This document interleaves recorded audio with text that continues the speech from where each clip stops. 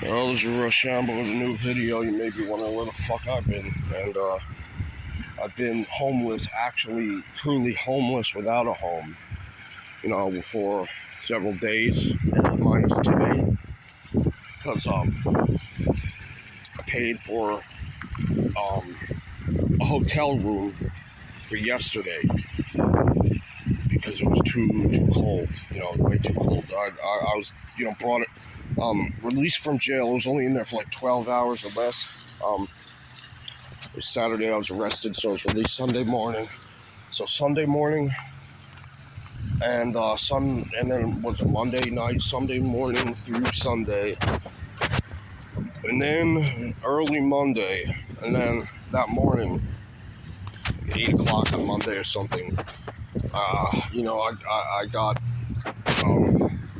some money on Cash App, which I didn't realize. I was from trading stocks, like fucking Etsy and whatnot, Etsy and some biopharma lab corp something, and I have insider info on those companies from the inside and how good or bad they're doing. So I also take advice from people, so I use that for.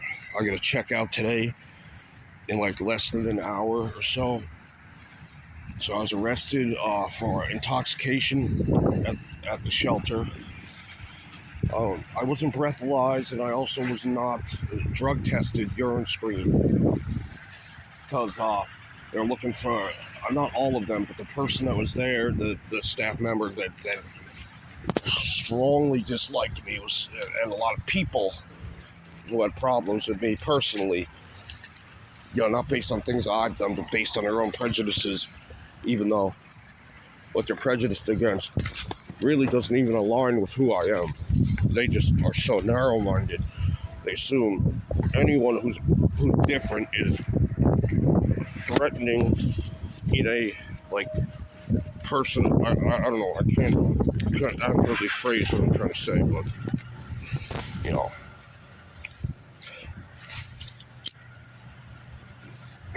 I guess they think that people that dress up like women or wear makeup are homosexuals and therefore a threat to them. But I'm not a homosexual, and what I do or how I dress is not for their benefit. It's been going on much longer since before I even heard of them. So, and it doesn't necessarily have any bearing on how I'm going to react or be socially with people. Like, if people would treat me better, even if my behavior was exactly the same, just the way I dress would be different, then you would see the difference in their behavior. That's how you know they're prejudiced. That's the test right there. Anyway, I took Unisom tablets, a couple of them, like 2, maybe 3, on was it Saturday? I went to Walgreens. I picked up a couple of those. Benadryl, generic Benadryl was there was none on the shelf, and I couldn't afford the brand name, so I picked up the Unisom. Was the only other sleep tablets they had, generic.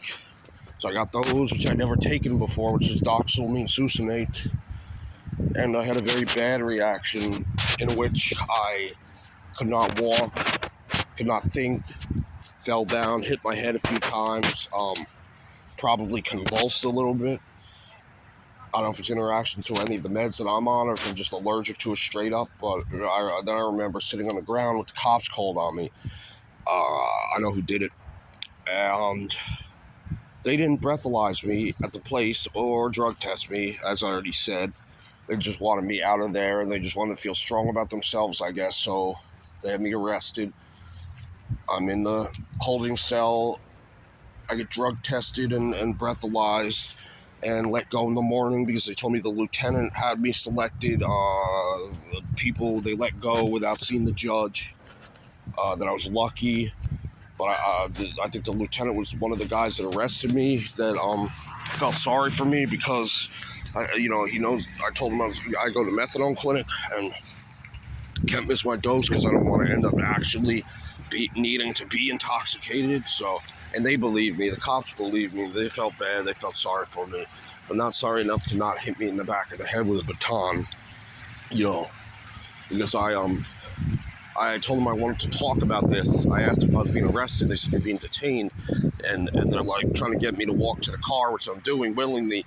I said, let's talk about this. And they say, yeah, after you get in the car, which I'm like, okay, if I get in the car willingly, then basically I'm an idiot, because if you talk about it while I'm on the way to the police station, it's obvious that I'm being arrested because I'm being taken to the police station.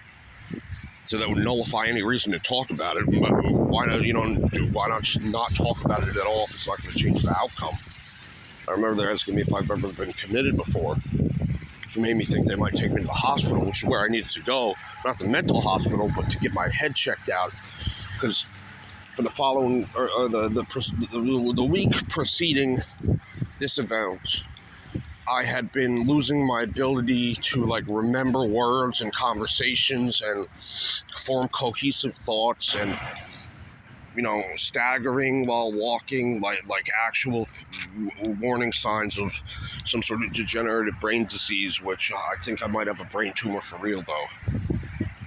Then the Unisom plus my already declining mental state, made me really visually different, disabled, and then that plus being hit in the head with a baton, because the police love doing that. They love looking for any excuse to abuse citizens.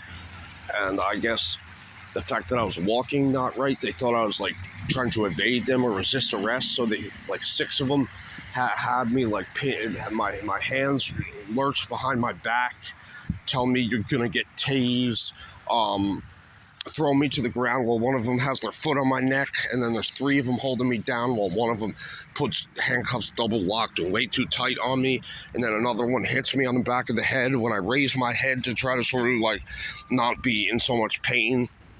And then they threatened to tase me next, But I had to be released because there was no reason to hold me if I wasn't intoxicated. I mean, obviously there are ways to get intoxicated other than what you can test for, but it was of their opinion that I was not, and that even if I was, I'd slept it off and I was fine. So, yeah, when I went back to the shelter after being arrested and released, I had to grab my shit and go. They're like, whoa, whoa, whoa. I said, hey, listen, you don't have to whoa, whoa, whoa me. I'm coming here to get my shit.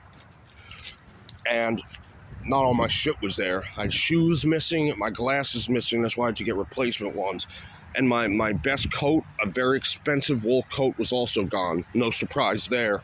I had money missing, not all my money I had was there. A lot of shit gone missing. A lot of it, my vitamins, etc., everything. Well, not everything, but a lot of important shit. So I'm going back there to the shelter today to try to explain the situation, try to give my viewpoint, and try to assure people, both staff and residents, that it's all well, not all, but it was somewhat of a misunderstanding. But I did have somewhat to contribute to that misunderstanding. I probably do have a mild concussion still, but my face doesn't feel right. Anyway, that's it. Done. See you next time.